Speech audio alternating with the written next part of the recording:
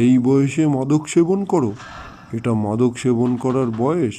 এই বয়সে তোমরা পড়াশোনা করবা, লেখাপড়া নিয়ে ব্যস্ত থাকবা।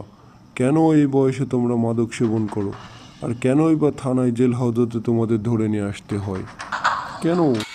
আমি তো সৎভাবেই অসৎ বন্ধুদের পাল্লায় পড়ে তাদের সাথে ঘুরতে ঘুরতে আপনাদের কাছে ধরা পড়লাম।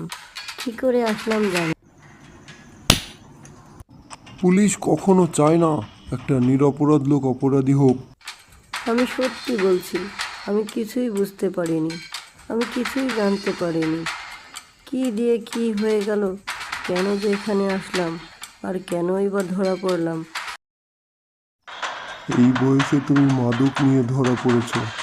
তোমার বন্ধুর কাছে জিজ্ঞাসা করে দেখি, তোমরা মাদক সেবন করেছো এবং নিজের কাছে রেখেছো? হ্যাঁ হ্যাঁ না হ্যাঁ না, মাদক সেবন করে এমন ধূত হয়ে আছো যে আমার কথা তোমার কানেই ঢুকছে না। ভুল হয়ে গেছে স্যার, আমাদের ক্ষমা করে দিন। আমরা আর কখনো এমন করব না। তোমাদের ধরে আনা হয়েছে, এটা ক্ষমার অযোগ্য। মারুন স্যার, আরও মারুন, তবু এটা প্লিজ প্লিজ, তবু এটা আমার বাসায় বলবেন না, বাসায় কাউকে জানাবেন না, প্লিজ প্লিজ।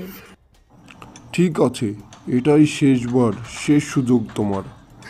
ধন্যবাদ স্যার, ধন্যবাদ।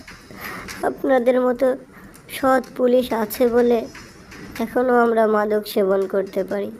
তবে ওয়াদা করছি, আর কখনো এমন করব না, আর কখনো করব না। ক্ষমা করুন স্যার, ক্ষমা করুন।